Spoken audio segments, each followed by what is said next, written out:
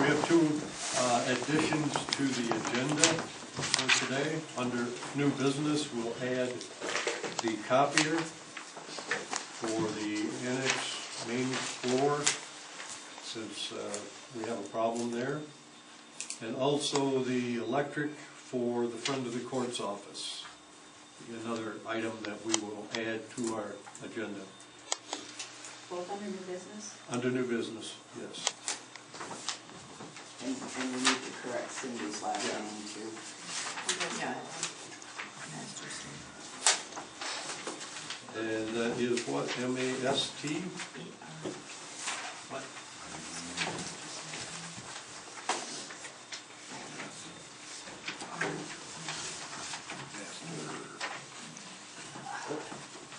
Don't be taken.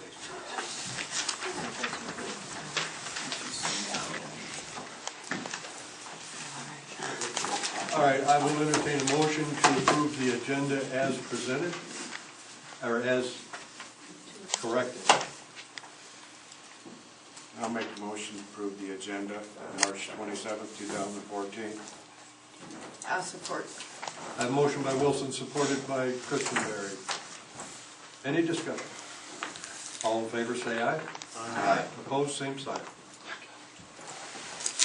Approval of the consent agenda. We have 3 items on the consent agenda. I'll entertain a motion.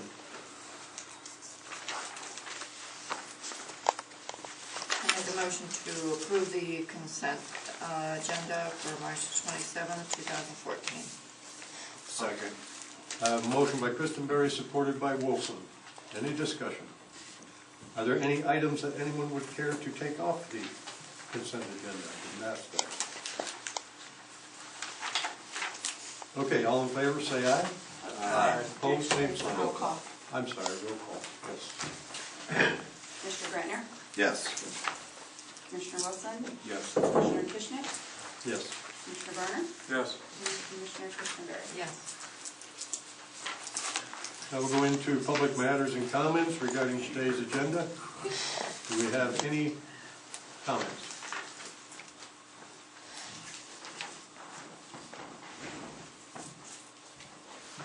Seeing none, we'll continue on.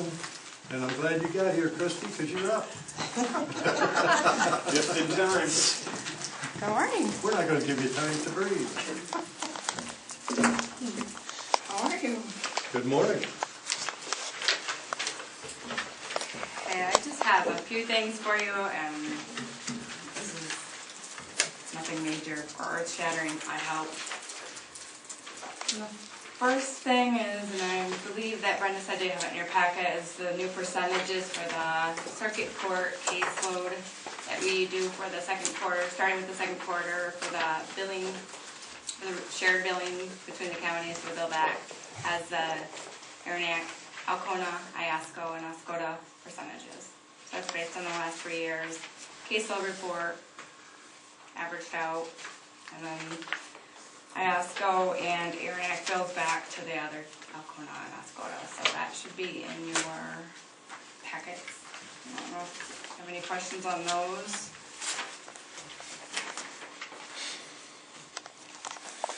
Those are just the percentages that we're going to use starting for next year's budget, for the 2015 budget, and then also for the second quarter of the 2014 billing.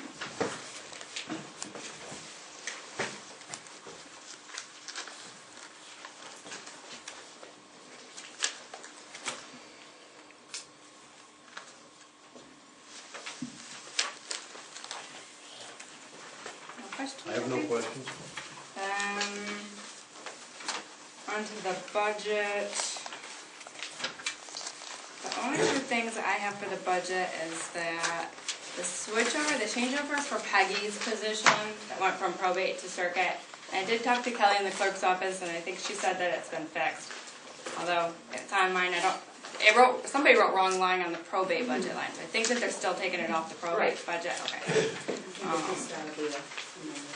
Okay. So that wasn't correct, but it is going to be correct. So we're all set on that, I believe. And the only other item that's a problem is the circuit court's 131,814, which is my circuit court trial court appointed attorney line item. We had budgeted $2,500. It says we spent $3,975, which puts us over $1,475. Reason being is I have two attorneys that have decided to hold a bunch of bills and then bill us after January for last year's billing that happened prior to August, which is when they did the court-appointed attorney contract for the three attorneys in that contract, which included Circuit and District. So, although some of them billed past August, we worked with modifying those bills, and that was the amount for Mr. Scheiberger and Mr. McDonald that they billed over. So, although we have to pay them those bills because it was services that were performed before August, which is when the contract went into effect. So I can ask at this point two things. A, to get that budget line item modified, I say $2,000 should not only cover that, but hopefully hold me over to the end of the budget year. I don't anticipate receiving any more bills or having any problems to go outside of the contract for Circuit, but I don't know that. We can also ask just to move it from the 81402, the appellate. You know, I don't know if I anticipate any appeals or not. Some years are 0, some are 2 or 3. So that's again what we can take if I get your preference. Well, this is merely paper shuffle, correct? It really is. So if we borrowed the $1,500 from the appellant, we'd be all right? We certainly should be, and if not, then I would just come back to you and say I need to. Or maybe I could at that point borrow from a different line item. Is this the part where Peter and Paul, you're robbing Peter to pay Paul? Yeah. Okay, that's where that came from then. We don't just do it in our home lives, I guess we do it at work too. Can we tell these attorneys that we'd like the bills on time? Otherwise, they can get paid at the beginning of 2015. Yeah, well, I wasn't part of the negotiation of that contract when they did it, so. Well, but the contract doesn't matter. I mean, you should get your bills in by the end of the fiscal year. And, you know, like I said, if they want to get paid at the beginning of the next fiscal year, that's fine with me. But get your bills in on time. They certainly should have. Is there any feedback from them that they intend to change the way they're doing things? Or do they intend to continue to do it the way they're doing it? We shouldn't receive any more bills, period, because now that we're under the contract, they shouldn't be billing outside the contract unless it's somebody that we take outside of the contract because of a conflict. Well, couldn't they still hold the bills under the contract? Or no? They're not billing us. They just get They a just get It's a a flat rate? Yeah. yeah. Okay, I'm with you now. Yeah. Okay. Those are just bills that for services that they had completed prior to the August 1st date, which was the date we started the contract. If anybody else is confused with this, as I understand it, the court-appointed attorneys are paid quarterly or monthly, I'm not sure which. Quarterly. Is it quarterly? Monthly? A set amount, so that there's no billings over and above. Correct. They agree to provide the services for district and circuit court based on that contract, and they can't bill the client or the court anything above and beyond after August 1st of 2013. And then it expires, I believe, in 2014, and then we'll probably just keep renewing and renegotiating or whatever. Those three attorneys, and in the event we have, say, a breaking and entering, we have 3 co-defendants or a drug bust or some relation to where we need 4 attorneys, and we have to go outside of the contract, then that would be the only other time we would have to maybe get an attorney that's not in a contract, and then they would bill. And that was the purpose of putting that 2,500 in there. It was to cover those kind of mating things. The situations that may occur that we can't use the contract for.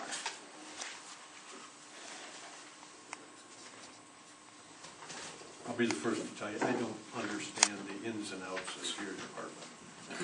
But I'm getting there, I'm working on it.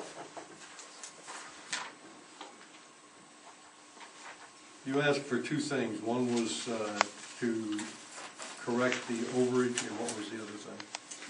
It was an either or, just getting your opinion, either correct the overage from general fund, or we could just take from one line item. I think the general consensus is maybe we would just agree to take from the 131,814.02, the appellate line item, move the 2,000 over to the circuit court, trial court appointed 131,814 to correct that. As a budget amendment. Yeah. Now we're doing budget amendment probably at the next meeting, so.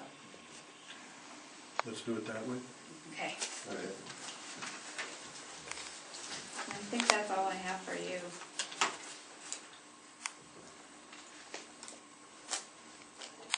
Questions? No. Thank you very much, Christie. You're welcome. You have a great day. Thank you for having me.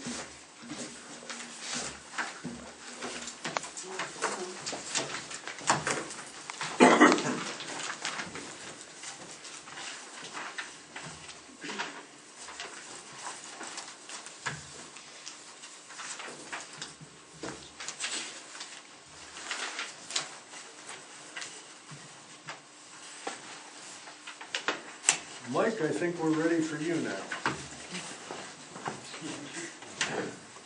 Good morning. Morning. Okay, I'm here on behalf of the front of the court and front of the court budget. We can start with the budget if you don't mind. There are a couple of areas that I'm sure the board's concerned of, and I'd like to explain those situations. The first one is office supplies for the front of the court. I'm already at 65% of my line item budget, and the reason that is I had to purchase some equipment and a printer for the office. I put it under office supplies. What happened is I had a situation in Tawas where our office was set up to where we meet with the clients. The case manager would walk out of the office, go get the order from the printer, come back into the office. I had a situation in Tawas where we had a gentleman who was really upset about the situation. When the case manager walked out of the office, I was concerned that when they came back into the office, no telling what that individual would do. So I had to eliminate the possibility down in our office here. Ms. Cardinal would meet with somebody, do an order, get up and go out of the office and come back in. You can grab a 2-hole punch, they could grab anything off the desk, make a weapon out of it, so I eliminated that by buying a printer and putting it in her office. I did that. The other thing I'm working on is her door does not have a window in it, and I talked to Joe from maintenance, and the Amish are gonna put a window in that door for $50 for us, so that way there we can see in when she's got people in there. The other thing is she'll be able to see out when people do come into the office, so that way there we have some protection for ourselves. But the good thing about the office supplies is it is a small office. We normally have more supplies than we need, so we should be able, I do have a new bill to submit on that, and we're going to be about 82% or 83% of our line item for this year. But last year we didn't even come close to filling that. So we're going to be good. If we need anything, we'll make arrangements, but we always have extra. That was one of the concerns that I had.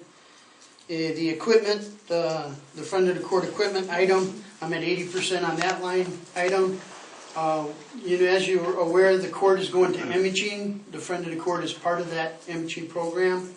And in order for me to improve the equipment that I had in the office, I had to buy signature pads, and I had to buy Adobe Reader and some other programs for the computers. And I purchased those. Dan has been grateful enough to put them in. We got everything working. We're at a good point right now to where the imaging is working between our office, the judge's office, and the clerk's office.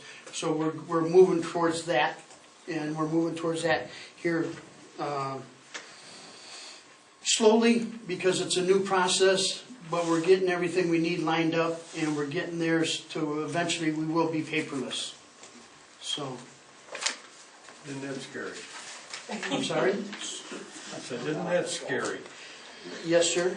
Yes, sir. It is. But as far as everything else goes, the friend of the court, we've been doing really well. I was asked a question the other day, and I would like to respond to the Board of Commissioners with it. The question was why we use MGT in the other 4 counties to do not only our cooperative reimbursement program, but the cost allocation plan. And we've been using MGT for many years. We did have Maximus on a lot of our stuff, but MGT gave us a better rate, and they came in and they're more user-friendly. I've noticed they're more user-friendly than what we've had in the past, and so the administrators before me went with MGT, and for example, if the board would like, and I recommend this because it's a new board, I can make arrangements with MGT and they'll come in and they'll show you a presentation of where the friend of the court is. We have 5 things that we have to, 5 incentive programs that we have to be aware of on any normal day. MGT monitors them for us and with us, and we go through and we make sure we're getting the maximum percentage of what we need to get from the state. And they would be willing to come in. I've asked Maximus to do something, and I haven't had any response from them. So I enjoy working with MGT, and I just wanted to bring that to the board's attention. So you would give them a positive endorsement? Yes, sir, I would. And that's all the information that I have, unless the board's got any questions for me. You always do good with your budget, Mike. Thank you. And I will stay around for the new business. Thank you. Very good. Thank you, Mike.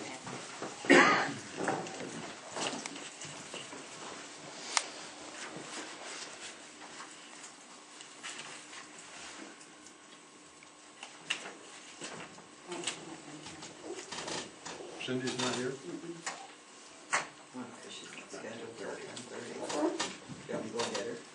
No, we'll have Cy go ahead. Cy Wakely? Morning. Actually, I'm not sure the order that we want to do this. I mean, we want to have the public hearing, but I'm also seeking, a couple of resolutions, which I think would typically take place outside the public hearing meeting. And first and foremost, most important is the resolution allowing the county to apply for the new CDBG application for $184,625. You want to do that outside of the public hearing, Correct. prior to going into the public hearing? Yes.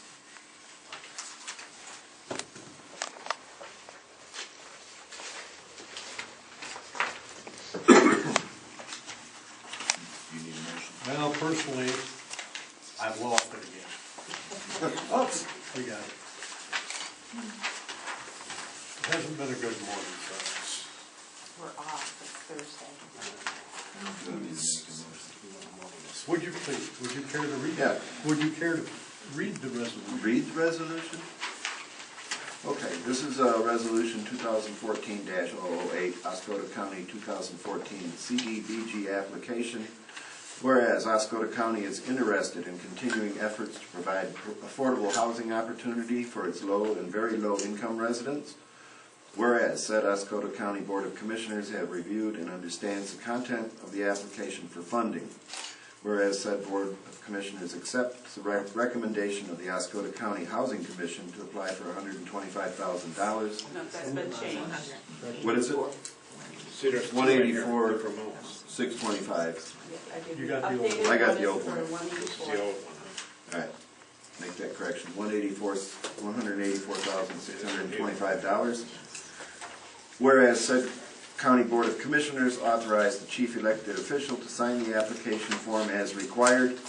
Therefore, be it is resolved that the Oscoda County Board of Commissioners authorize Northeast Michigan Community Service Agency Incorporated to prepare and submit the application for funding through the State of Michigan Housing Development Authority 2014 CDBG County Allocation Fund.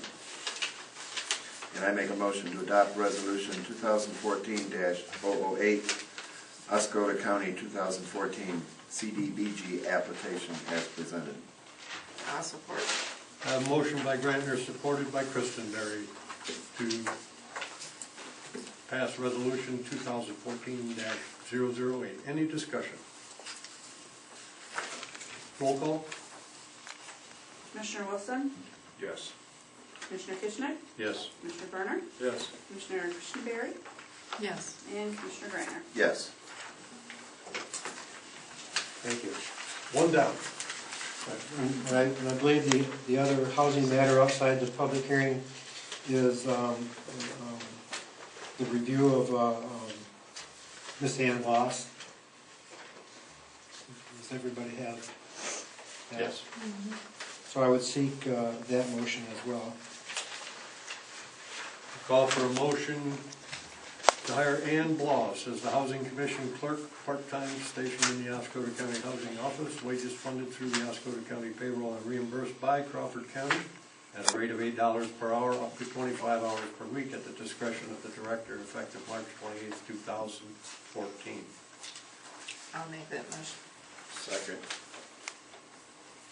I have a motion by Christenberry, supported by Wilson. Any discussion? All in favor say aye. Aye. Opposed, same sign. Motion passed. Thank you.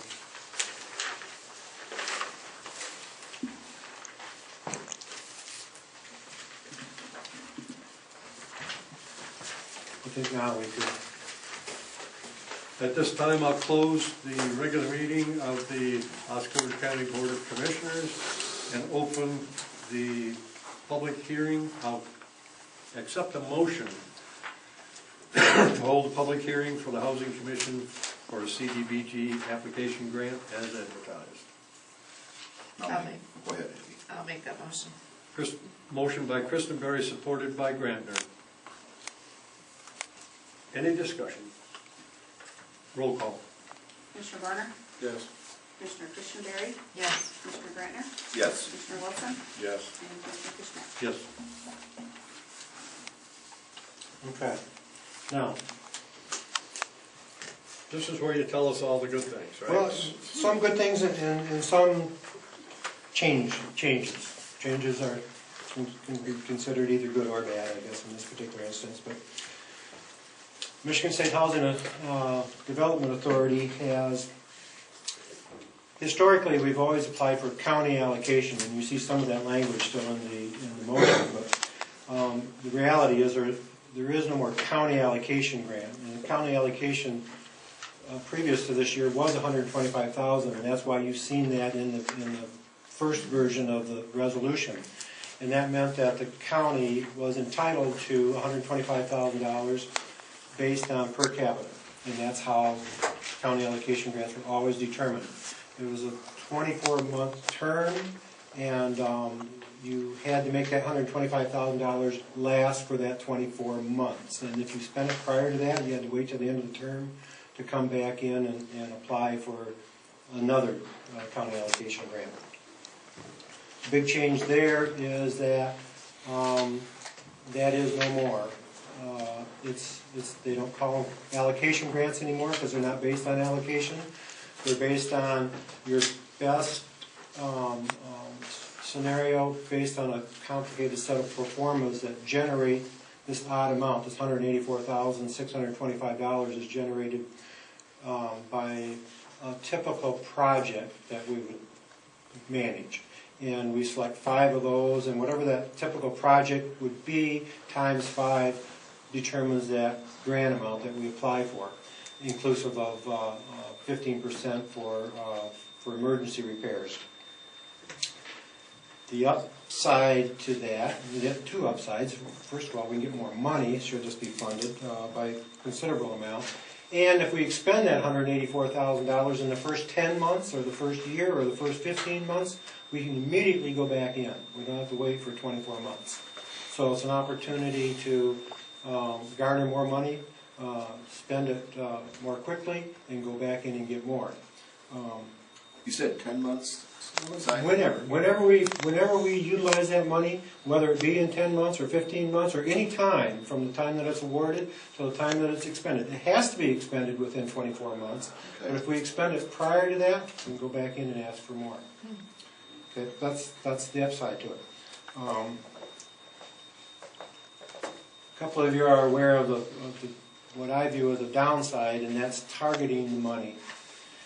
And so, again, this grant is a 50-50 grant, meaning 50% of the money can be spent countywide to any resident that is 80% of AMI or below, and the other 50% has to be spent within, mile is considered we're not incorporated, a census designated place, CDP or whatever. It has to be expended within that boundary. So, not that should be difficult. I think we can expend $92,000 within a 2-mile area where we're standing quite easily, and then countywide for the remainder. It's a little bit of a downside, but that's okay. I already mentioned the term. Doesn't matter anymore, so that's a good thing. Those are the highlights of the grant. The other downside is always only 15% of the money is for emergencies, and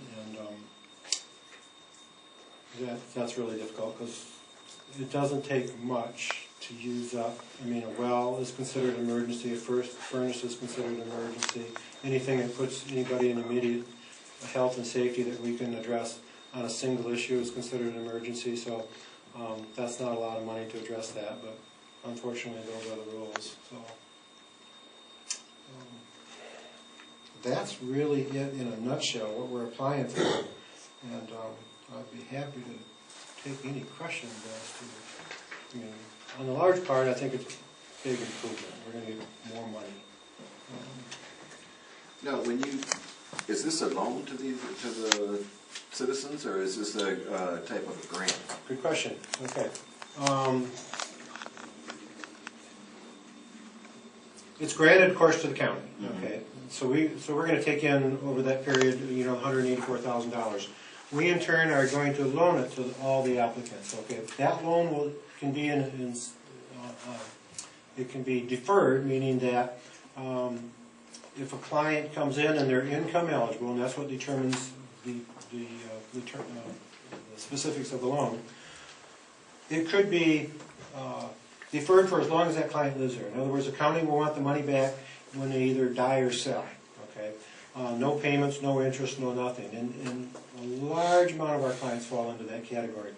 The remaining terms would be a sliding scale from an installment type loan from 0 to 3%, depending on your income. But they all are indeed loans. So we're the steward of that money. It will come back in eventually. That's for all loans. Okay. And there's no interest on the deferred one? No interest. Okay. That's a good deal. If we loan $10,000 and they stay in the house for 30 years and they will it to their kids, the kids have a reasonable amount of time to settle that $10,000. It'll still be $10,000 30 years from now. So, settlement of the estate. Nice.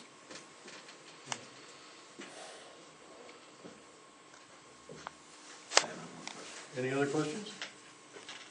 Any questions from anyone else? Yes. If my daughter gets a monthly allowance and she doesn't get any more money until the next month comes along, she's very careful with how she spends that, because once it's gone until the next one arrives. But if she can keep dipping into Daddy's pockets as often or as frequently as she wants, there probably should be some oversight or some way of making sure that, hey, just because we can get it, we're going to spend it.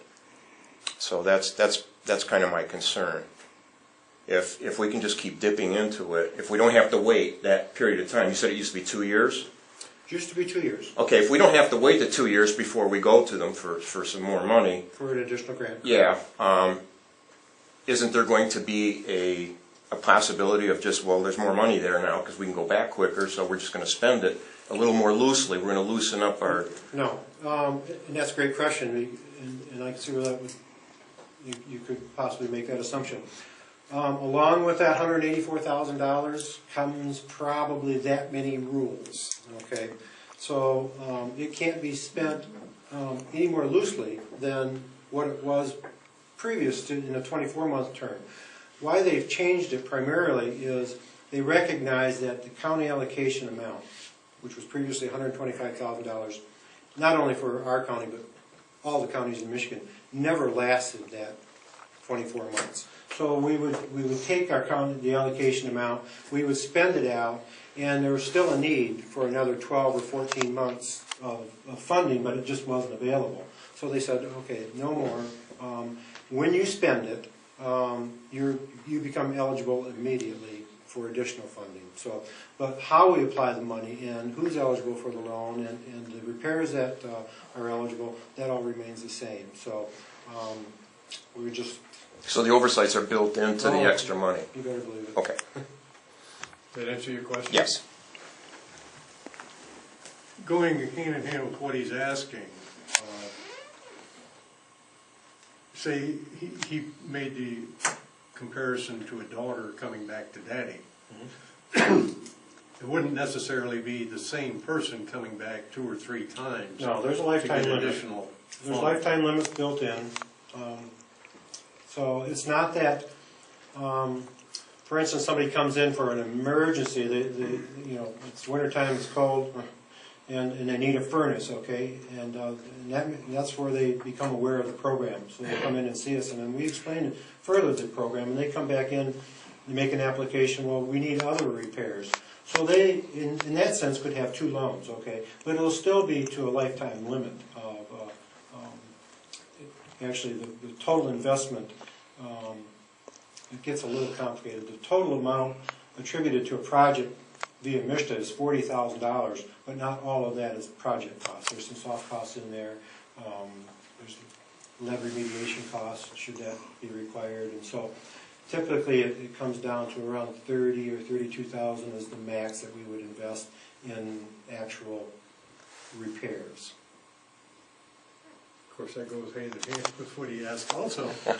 If I've got a $50,000 home and a $50,000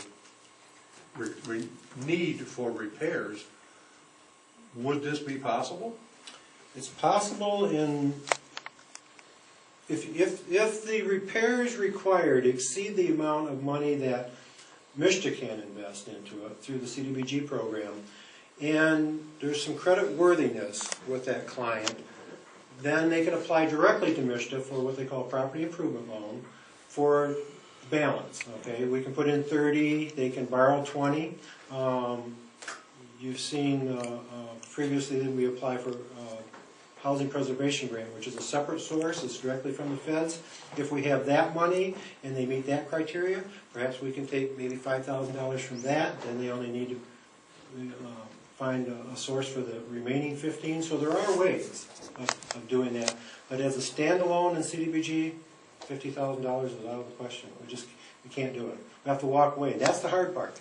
We go in and we assess the repairs, and we get the bids back, and it's not we can give you $30,000 or $35,000 worth of repairs. We have to address them all or nothing. And so that's the difficult part. So once we discover or establish what the repair amounts are, and they exceed CDBG, we don't just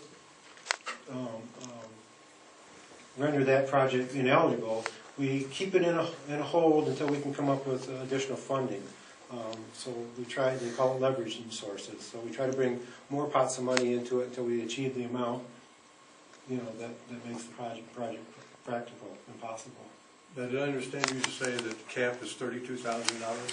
Well, typically, the amount of money, they call it a setup, that Mr. will invest at any given address is $40,000. But part of that $40,000 funds the county program, okay?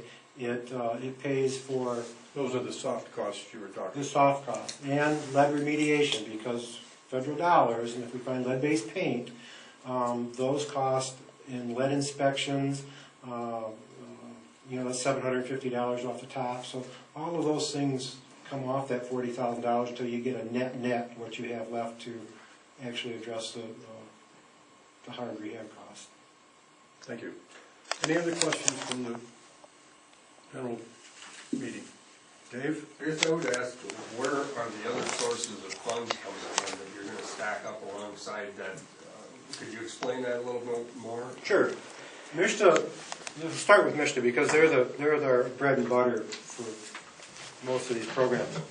They offer this CDBG grant. This is the one we're applying for that has that $40,000 max. They also offer the Property Improvement Program, which is a direct loan to the client. The catch there being the CDBG grant, creditworthiness doesn't matter. Okay? We're gonna verify that you're in good standings with your mortgage. We're not going to invest dollars into a home that's going into foreclosure, obviously. But if you've had, if you got poor credit, doesn't matter. We're still going to assist you. But if we need additional funds over and above, and what the funds that you're asking about, if they are creditworthy, credit score I think of a minimum of 620, then we can apply for the balance required directly to MISTA. That's a separate loan, okay? And or we apply for housing preservation grant, and that's through USDA Rural Development. Those are really small grants, and they're limited to the very low income. So it's really hard. You might qualify for part of the money because this one goes up to 80% of area median income. HPG only goes to 50% of area median income. So it may or may not be a source. The other part of USDA, they offer 501 and 502 direct loans at 1%. They offer 504 grants to up to $7,500 for citizens that are 62 years of age or older, so that's another source that we could possibly bring. We're aware of all these sources, and we just work those behind the scenes. We make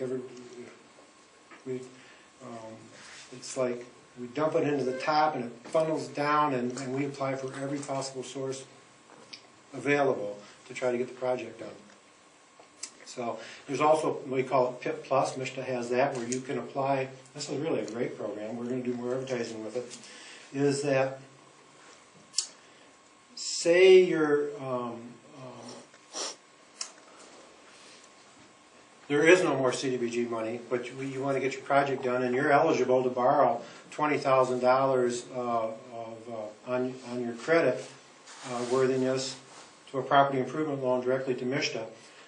They will match that up to $20,000 deferred. So you only have to pay half of it, not only deferred, but forgiven after 5 years.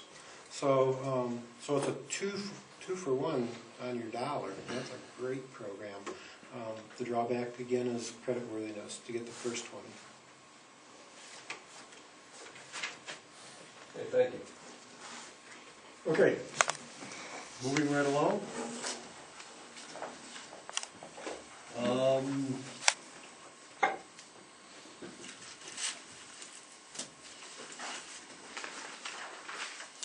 Okay, this is the public hearing. Any other citizen input?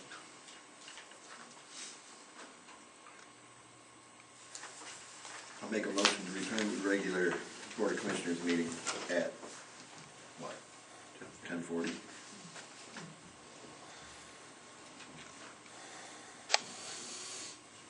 Do I hear support? Support. Motion by Grantner, supported by Berger.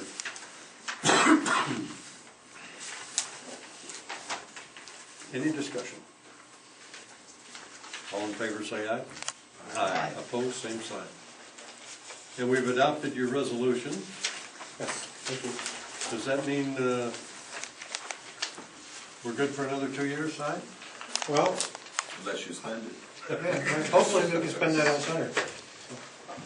You know, it occurs to me that you also have in the packet, before I step away from this, is the needs assessment. Okay, and that really doesn't require any board action other than that it was presented to you, and that's what the sign-in sheet was for everybody, that the assessment board is aware of it, and it really describes what the housing needs for the county are. So, with that, thank you. We thank you very much.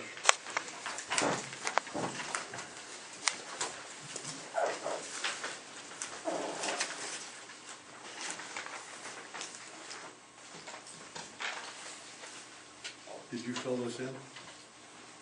The number of residents attending? No, Si would do that. Or Si does that? That's what the sign-up sheet was for over there. Although I don't believe any of the board members have signed that yet. Right, on my needs, I will want the board to sign that. And the needs assessment, I'm just gonna take into account. Okay.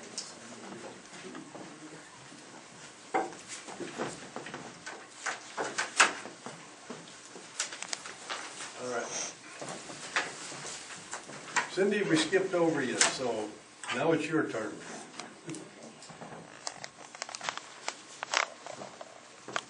I had provided a handout that addresses some of the scope of the services that our office provides. Everything seems to be going smooth. We're well within our budget. And as you know, probate now has the Cherry Land scanning, which we're able to scan all of the new files that come in. I've scanned some of the older ones as time permits. But we do want to look at being able to scan some of those older files. Is this all part of this paperless society we're headed towards? Yeah, and it's really helpful. MCR 8.302 requires that the court maintain separate paper copies of all orders and wills, and stored separate from the case files. With the scanning availability, this requirement's eliminated. So, and the case file documents scanned into the GIS are stored on a server located in Oscoda County, and also stored on a server here located downstairs. So that is really helpful in copy costs and ink, not to be able to have to do that. New this year is the attorney contract with probate. We have 2 attorneys that have signed up with it, and we pay them $1,600 per year, $400 quarterly, and this allows also for savings with service to those attorneys by email of the documents that have been scanned, and it saves us in making copies and postage. The only thing that we can't do in regard to that is the confidential documents. We don't do that. But that has been real helpful. The Supreme Court now is in the process of updating the records retention schedule. And that's with Michigan case file management standards, and that's supposed to be released sometime this year. But hopefully that will assist in eliminating some of the volumes of storage that we have been holding on to. It will allow us to revise, and it basically will allow what the courts are required to retain and what they can destroy. So hopefully we can move forward with that too once they get that out.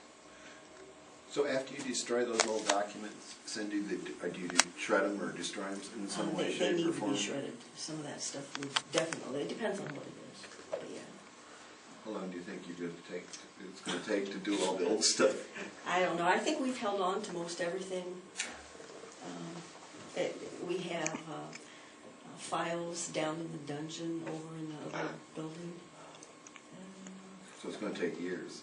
Well, depending on what it is. I know the judge had indicated at one time that years ago she had, because you have to have a process, especially on the case files.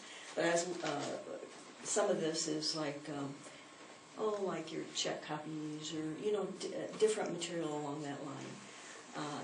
But the files themselves, which, we have right now, the microfilming. And I know they're looking at having some changes in that as well. But the case files, you had to make a list and do a request to the state to even allow those to be destroyed. And, there's a lot of things that come into play with the years and the time frame involved. Some records you can't.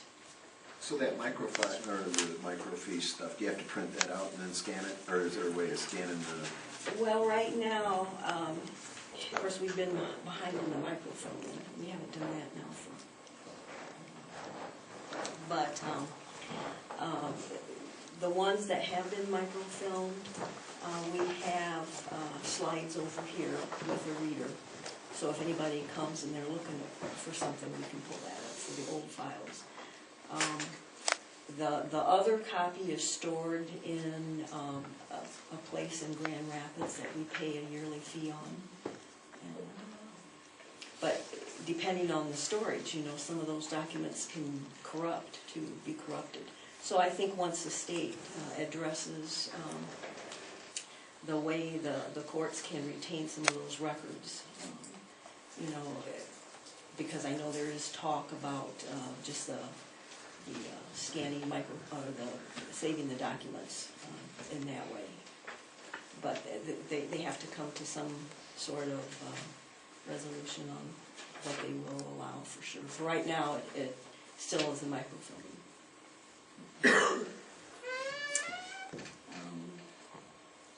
We do have public resources available in our office, that addresses different things for people that are available. One thing this year, the first of the year, there was a conversion through ICL, which is the Institute of Continuing Legal Education. And some of the books that we previously had to keep on hand are available online. So that has been an elimination of cost to the county. That is real handy. What are you going to do with all this space once you get rid of all those records?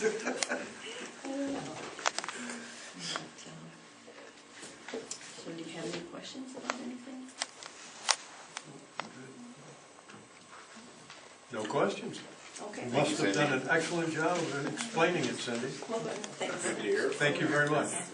We appreciate it. And thank the judge for us.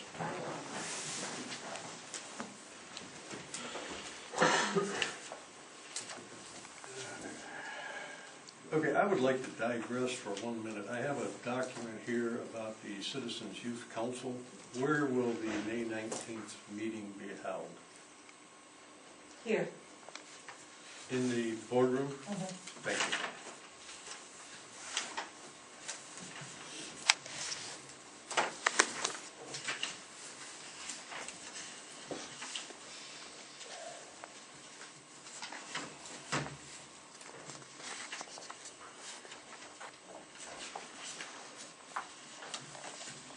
Okay, next item of business is new business. We have no old business.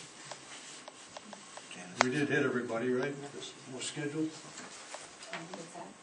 No, Ms. Sandridge has to be rescheduled. Right. Everyone that was scheduled for today was set with, so we're ready to go to new business. As the board knows, I think we've discussed a little bit this morning, our copier is, well, we're going to have a memorial service for it pretty soon. It's on its last legs. That's why this was not put on the agenda. Mark did in fact bring us some information regarding a lease that's available through Xerox. I believe the number was $118 a month plus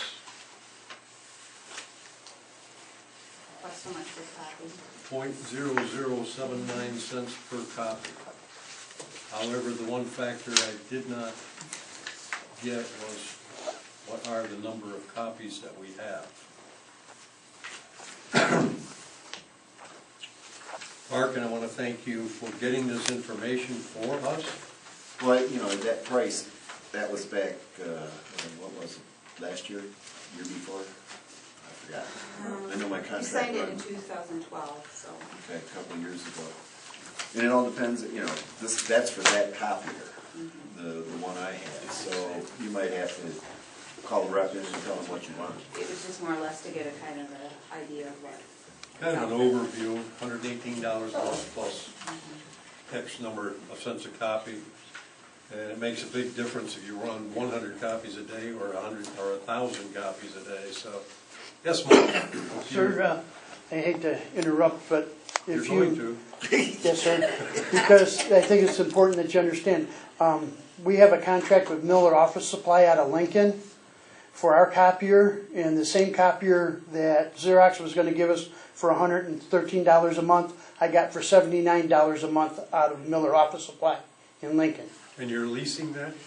Yes, no, we actually bought it outright now. It's the one down in the front of the court's office, and I'm paying less per copy than Xerox was charging me. Okay, well, and again, the way I looked at it was, if my copier breaks, they come and fix it. The same way with the Same way contract with that I that? have with Miller Office Supply. And they supply the toner too? Yes, sir. Okay. They do everything, and it's a lot cheaper than Xerox, and they're in Lincoln. And if I need my copier downstairs in the front of the court fixed today, they're here today. Okay, sounds good. I'm just asking the board to at least consider them and get a bid from them. Another option. Yes, sir. But you said you bought this outright. Yes, sir, I did. And you said you have a service contract with them? I do, yes, sir. And the service contract is $79 a month? No, sir, when I went to lease it, it was $79 a month. Okay. I bought it outright for less than, I paid $2,800 for it, but we bought it through a CRP contract, so I got 66% of that back from the state. But what I'm paying in a copy is less than 1 cent per copy, and it covers a service contract where they'll do all the maintenance and stuff for me. Oh, the per copy cost Yes, sir. covers. Yes, sir. Oh, And that's so, interesting. yeah, I would just recommend that we check with them and see how much they would charge you for a copier equivalent to the one you have. Oh, we can shop around. Or you need it now, though, don't you? It says, call for maintenance. And they were just here, yeah, so they were just here. It's what, This is the one we're talking about, a purchase outright, yeah, call for maintenance? yeah, it says call for maintenance. Okay. And I believe Mr. Brio, who oversees them, the copy machines, prefers to purchase versus leasing. That's, I can't speak for him personally, but I believe that's his. And you run your computers right through your copy machine? Sir, we do not, but we can. Our copier has scanning capabilities, it has printing capabilities, and it has faxing capabilities if we ran it through a phone line. Okay. Now, you can print right off your computers? through Yes, sir. this I as can, well? if I had it hooked up to the phone line, I can send things right over to the printer, and if I want 10 copies, it'll print it off for me. So, and it has storage where, let's say I have something that I print a lot of, like front of the court handbooks. I can store it right onto the printer, and then I can queue it up and hit print, and it prints it for me, and I don't have to keep feeding into it. So, Interesting. Yes, sir, they're a lot more unique today than they were 10 years ago. We need to make a road trip downstairs. Well, I think I'm going to suggest that we put this on the back burner till next, no pun intended, Bob. Really? I really didn't mean that. I got it in between them. Let's put this on hold for 2 weeks. And Mike, thank you very much for your input. Thanks a lot, Mike. We're always looking for that kind of input from our other people, other departments. And while I believe we do have 2 good quotes here, and I thank Mark for bringing in the one on Xerox, I think Mike has kind of told us that maybe Xerox is going to be a little bit too high for us. Well, we could ask them both to come in and see what, Wouldn't let hurt to have them compete some kind against of a each other. proposal. Yeah, that's absolutely. Okay, then we're going to put that on hold until the next meeting. The second item on the agenda, Mike, you're gonna get involved in this one too, aren't you? Yes, sir, I apologize. I apologize, We're gonna call this Mike's Day. yeah, Give it to Mikey, Mike's gonna take care of it. I'd like to say I enjoy being here, but I'm trained not to lie. What you have, what I presented to the board today was our first proposal. As you're aware of, the friend of the court, we have been adding equipment and stuff to the office. When we're doing this, we have currently now, in the one area, we have 2 plugs that come down the wall. We got extension cords running from them. We have power strips plugged into power strips, trying to keep up with all the equipment. So I asked Joe from the maintenance department to see what we could do, and this was the first proposal that he got as far as fixing that and adding some more lines, some more plugs. Because I don't like the idea that we have power strips plugged into power strips to keep equipment running. To me, it's a potential fire hazard, and we want to get it looked at. Joe got this bid for us, and he's on vacation right now, and so I couldn't get a chance to talk to him. But we do have 2 more people coming in to place bids. But I just wanted to let the commissioners know that this is what we're looking at, and this is where we're at. We're trying to get this repaired and fixed. Okay? Well, Mike, I have a problem with this quote that we do have, and that is it says purely install power strips at desk in 2 offices. Using that's the answer, using existing circuits. Yes, sir. What it is He's not planning on running an additional circuit then in order to eliminate your overload. No, sir. Right now, it's like I said, it's not really an overload. Everything seems to operate on the circuit that's there. It's just we got so many plugs plugged into each other in order to operate it all. What I'd like them to do is extend it out and put a couple of more boxes and regular wall plugs in. So we can get rid of some of these. For Power strips. The power strips I have in one area. We have, like I said, a power strip plugged into a power strip, and then extension cords running off the power strip. And to me, that's not a very good situation. And what I've been doing is I've told them at night they have to unplug it, which they say don't do that because we're unplugging all of our computers and all of our equipment and everything else, and then we have to plug it back in the morning and wait. It's not a good practice. So we're working on, we got computers plugged into one strip and everything else plugged into another. And so we have to get that repaired. I just don't think it's appropriate we continue to add more equipment and more things and we just keep plugging more extension cords in. Come on over to my office. So, no thank you. No thank you. Okay, you have 2 more people coming in, is that correct? Yes, sir. My understanding is Joe had talked to 2 more people to get bids. One thing that to be honest with you, and I'm sorry it's just me, but one thing I don't like about this bid is it doesn't tell me what equipment they're going to use, and it doesn't tell me how many man hours they're going to use, and it doesn't tell me anything other than they want $850 to do 2 things. I mean, is that, are we paying $175 an hour? Are we paying $200 an hour? I don't like this bid, so I'd like to get a different bids. And we know this guy, right?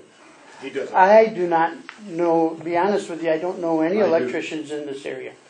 Okay, and I agree with what you're saying. It should be a more detailed. Has this guy come out and look at the circuit and see how much load we can put on the circuit for the wire?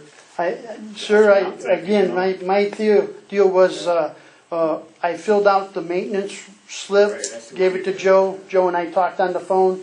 He said he would get some bids for us, and that's where we're at. So I'd ask you to table this matter as well. Yeah. Is MGT gonna take care of some of this too? Yes, sir, because we're running it through my budget, we're gonna get 66% of it back. Excellent. So whatever it costs us, we're gonna make the repair through the friend of the court budget. Very good, Mike. Well, I like that a lot. Whatever you say, Mike, we'll put it on hold. Thank you, Sure, sir. you're 850. It's your day, Mike. Yeah. Thank you, Mike, again.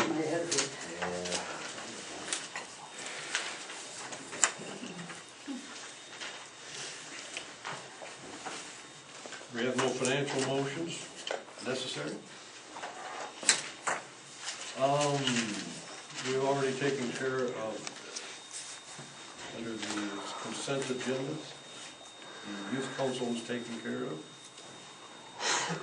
Correspondence and reports. I do have a couple of items of correspondence that I'll share with everyone. We have a request, or Joe Brio was asked by a Mr. Wendell Roy, and he's writing this letter to request permission to plant a small tree in the Mayo Park in memory of a core ISD student from our district who recently passed away. Their staff would take full responsibility for the purchase and installation of trees, or a tree in the location we approve. Where is he, what is he referring to as Mayo Park? Does anyone know? He was, when we were discussing with him, basically, he is not from Mayo, this gal was. He's from Oscoda. And, I suggested even the family might have a place of where they might. He, at one time, was talking over here by this park over here, and he talked about, and I said, well, we've got a county park, we got Smith Lake.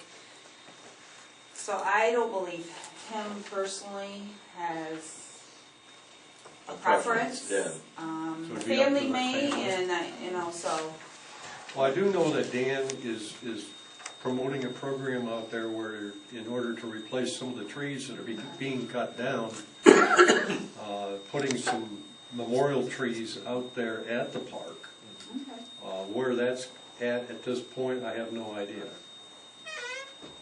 But I think this might be something that we would possibly look at, and then they could do this in memory of this student at that time.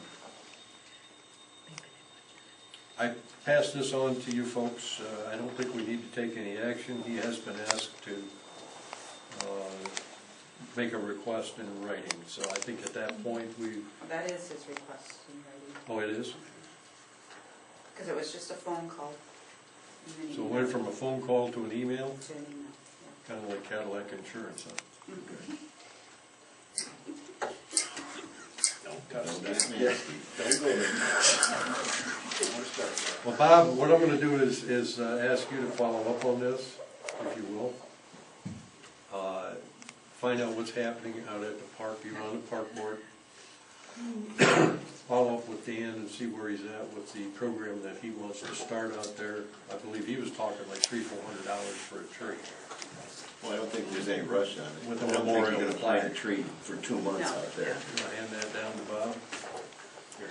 The other thing is, I'm not sure we need to make any, I just would like to have your blessing on this, and that is that we have a call from a resident regarding a major cat issue. She has talked to Sheriff Grace, Not me personally, no. And his department has sent her to animal control. And Rex told her to call us to give him permission to trap and remove. Technically, we don't deal with cats. However, we will. And this has been an ongoing issue with a neighbor. And apparently Pee Wee Bernie went out and trapped 11 of them. And she paid him to do it. And now she says, I can't afford to pay to have my neighbor's cats hauled away. Apparently they're feral cats. But anyhow, Rex has said that he would go out and do this, but he would like our blessing in order to do that, because it is a cat issue. Does anyone have a problem with authorizing Rex to go out and investigate the... Tell them to thin out the cat house.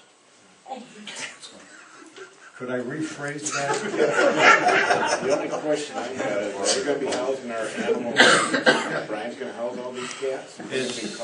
Well, that is something that, no. That's the thing I'm worried about.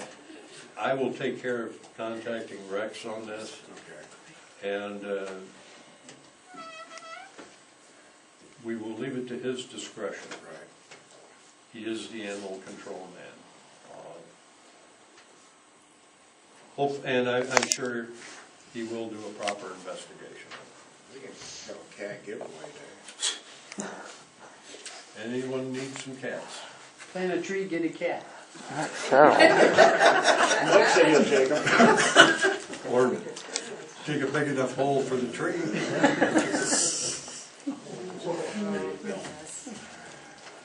All right, moving right along. Committee reports. Mr. Berner, did you do anything in the last 2 weeks? I did. Okay. I think March 13th, Jack and Brenda and Jerry and I met with the Valley United Insurance Agency. They gave us a nice presentation. We discussed some issues with them, but we haven't sure if we're going to pick with them or stay with Cadillac, so that's another thing. On the 17th, we had our emergency management webinar, which was a flood program. It was given out where we'd have to make sure what was going on, if there was any flooding going to happen. Then on the 17th, that night, I met with the youth council. We had a total of 27 Boy Scout Cub Scouts signed up.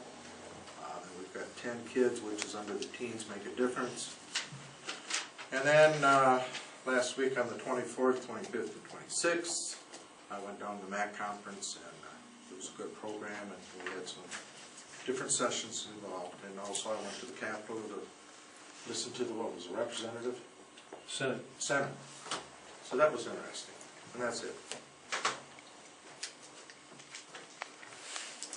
Thank you, Beth. Larry? 312 EDC board, they're still working on this campground. They're trying to get a plan together for all the campgrounds, put out a brochure with everything going on. They're still working on that. They're going to put in for a grant for a project to help the Skyline Event Center. They want to go in and do some remodeling, and they're going to open it up for us to use it, the whole county, as an event center. So they're trying for a grant for that. 313 went to the pipeline in Grayling. That was a pretty good presentation. 314 landfill, solid waste. Vicki come in, and Carolina put on a demonstration of a program they were going to show at the solid waste conference, which is all about the landfill, the water cannon, all these cells, everything. It was a good presentation because 317, 318, I went to the solid waste conference and got to see that, and then of course we got hit with a few questions, but it was a real good conference. 324, 25, 26, the Michigan Association County Conference that Bob talked about. 326, they did the claims and audit. And that was it. Thank you, Larry. On March 11th, I went to the Greenwood Township meeting. Budget is up primary for 2014. It's set and approved. On the 13th, I went to the meeting that Bob talked about with Valley United Insurance Agency. Basically, we have decided that we are going to stay with Cadillac Insurance. They do have another program that we're willing to look at, but unfortunately, two of the hospitals that the majority of our people go to are not included in their network. So it's a moot point at this time. So we're going to back off on that, but we'll continue to look at alternate sources for 2015. 314, the landfill board of directors, chemical bank trust officers reviewed the investments for our perpetual care fund for the state regulations, and the leachate evaporator is running in fair weather, eliminating the need for leachate hauling, which is, again, saving more money out there. The National Weather Service, Bob talked about, that's the last flood warning program that they're going to have for a while until we start to have some problems. But the thaw, freeze that we're having right now is nothing but positive for us in this area as far as flooding goes. As long as it's a nice, gentle spring, we won't have any major problems. I'm sure we'll have some flooding somewhere. On 318, I went to the Big Creek Township meeting. Ron Bruder was there to answer questions about the road concerns that the people had. Their budget, again, is in full process, and I guess as of that meeting, it was not formalized yet, but they're close to having their budget for 2014, 2015, and they're still working on their revised blight ordinance. The landfill claims and accounts, we basically go over the bills for the coming time. On 324, we've already talked about the MAC conference. Bob and I attended the campaigns, grassroots campaigns, presidential elections. You generally figure about 40 to 50% of the electorate will come out and vote. And in gubernatorial elections, it's about 20% less than that. So this fall, we're probably looking at somewhere between 20 and 30% turnout of the electorate, which could be good or bad for our upcoming millages.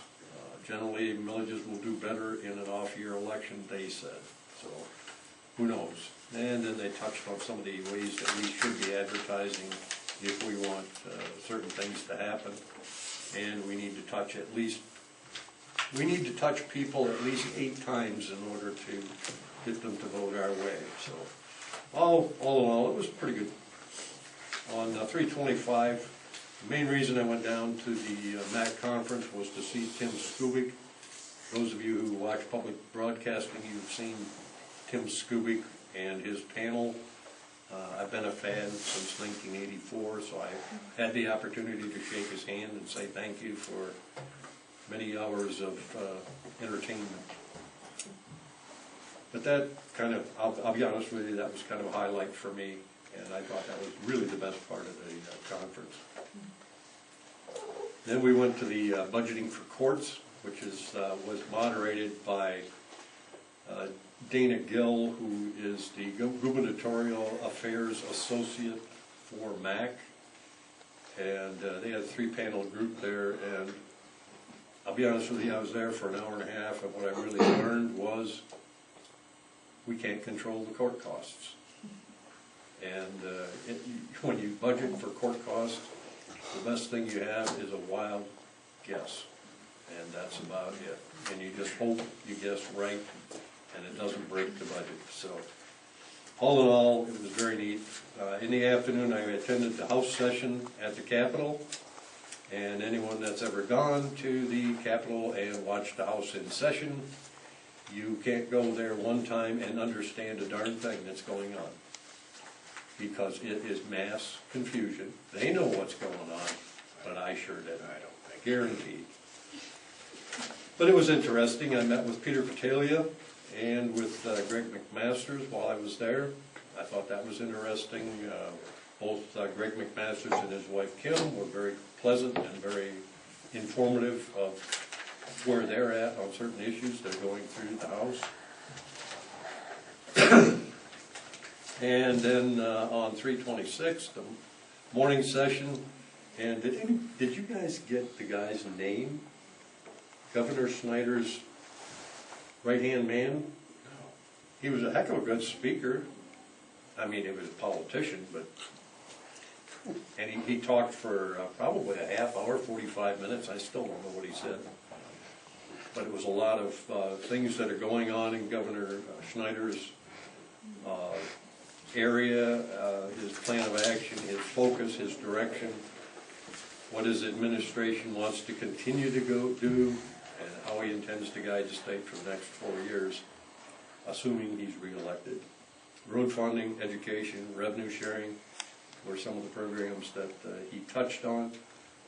As far as any concrete information, we had Zippo.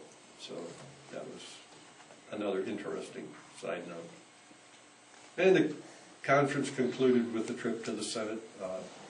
Bob, Larry, and I all went over and watched the Senate in session for a total of about 3.5 minutes.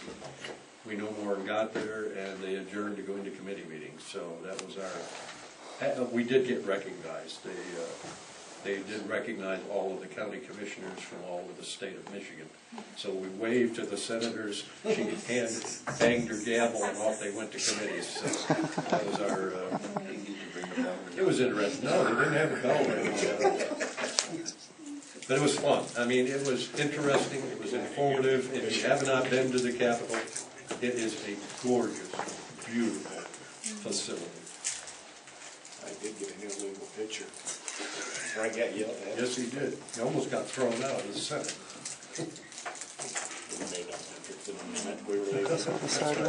That's it for me. Thank you very much. On March the 13th, I went to the Planning Commission. We're going over some ideas for the county. The 19th, on Wednesday, I went over to the Crawford County Housing Committee Commission. They went over some bills. They did appoint a new chair, Laura Portel, and they went over some of the couple of the clients of the jobs that they had issues with. On March the 24th, on Monday, I went to the District Health Department number 2 meeting.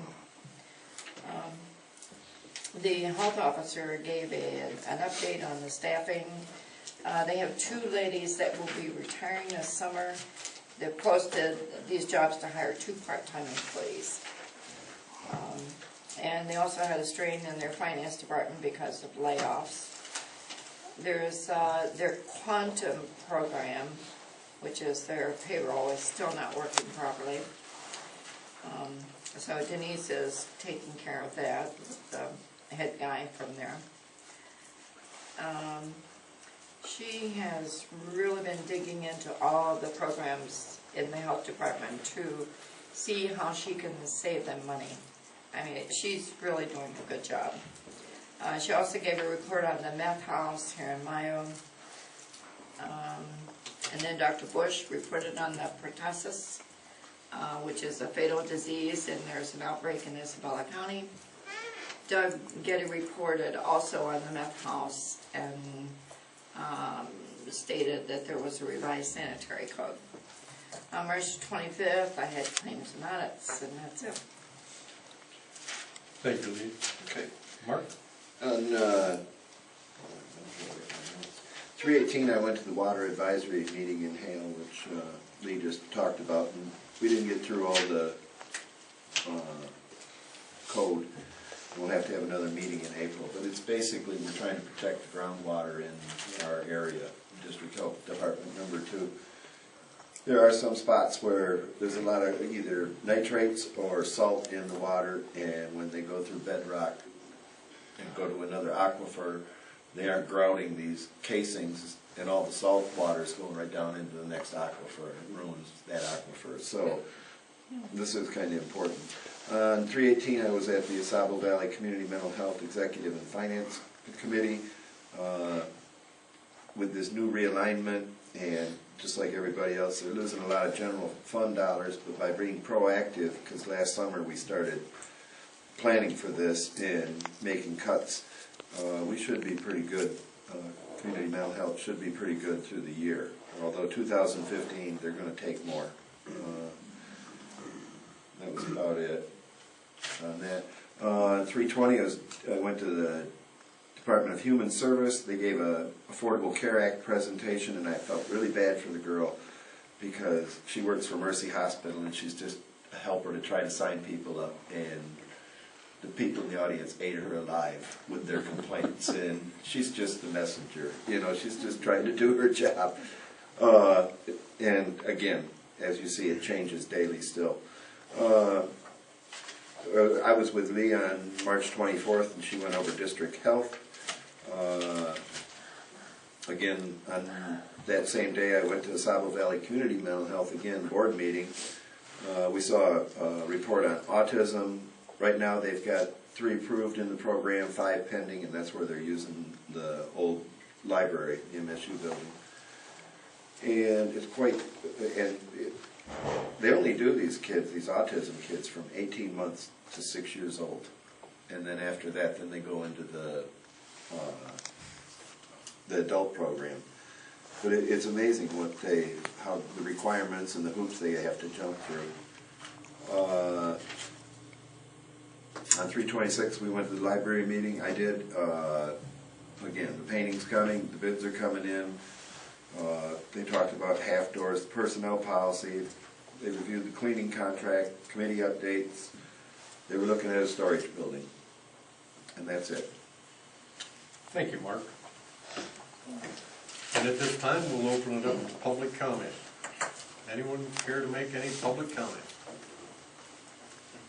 How did I know you'd be here, Sandy? Go This ahead. one side of the board. No, I just humbly want to thank everybody for the help with the youth program, especially the board. I'm learning the correct ways to present items and bills with Brenda and Jerry's help. You've got to remember I'm a flatlander and I still have 26 years before I'm a native up here. I hear you. And I just want to wish Jerry Winton happy birthday a month ahead of time. She even got me a gift. Did you plan on going?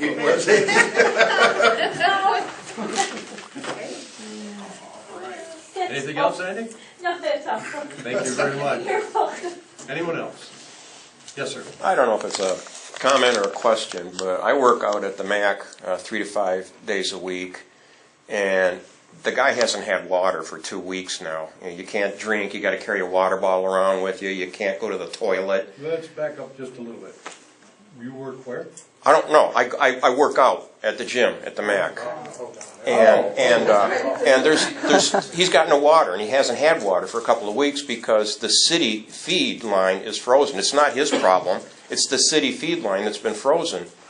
And I was just wondering about that. Is anybody looking into that, or are you aware of it, or can something be done about that? It's not a city issue. What's that? It is not a city issue. It's the city water feed. It's the 5-inch pipe coming into it. It's a township issue, though. Okay, all right. So you'll either have to go to Big Creek or Minter, I believe, one or the other. All right. Because we have nothing to do with that. Okay, gotcha. Unfortunately. That's it? That's it. Okay. Anybody else? Yes, Sheriff Grace. Just a reminder for the ORV safety course, April 26th at the community center, 8:30 to 4:30. Sign-up sheet at the sheriff's office. So open to students 12 and or young adults 12 and older can take the course. So I think they take it just a little bit before, but before it takes effect, they have to be 12. So we just try to do it that way. Again, the take back. Red Barrel is still there at Sheriff's Office. We're asking anybody that needs to dispose of them properly, do it by the 26th. That's when the next pickup date is for DEA to be able to come and dispose of it correctly. So I'm just asking everybody to have it done by that day or as of that day and take care of that issue. So our staff participated in a few of the school programs last week. I think it's Tofu Day, Teens of Fairview Unite, I believe. And then also with some drug programs, drug awareness prevention programs through some other coordinating groups throughout the community at both schools there. So I think it went very well and very well received, and hopefully that's something that we can kind of continue to be a part of and continue to do there. So Then I'll just take one minute there, one contact I'd like to get. We do have the millage coming up in August, so I only have 7 more for any of the county residents that vote or otherwise. So I'm just trying to get my 8 contacts in to get them on that. So we have the equipment millage coming up. So Understood. Any other public comment? To reference that, I don't know your name. Chad. Okay, I'd reference Jack's about the water. That's happening all over. When I was at the water supply meeting, Oscoda County all their lines are freezing up. And what's happening is a lot of them are, if they're plastic, the well drillers have to send in a line, and it shoots hot water and then it returns it. And it takes a long time to thaw a line. By the time they thaw it out to the main line, then the water's running. By the next morning, it's refroze again, and these people are getting ticked. That's how far the frost line is. So it isn't just here; it is all over. Okay. Tawas, Hale, they're all freezing up.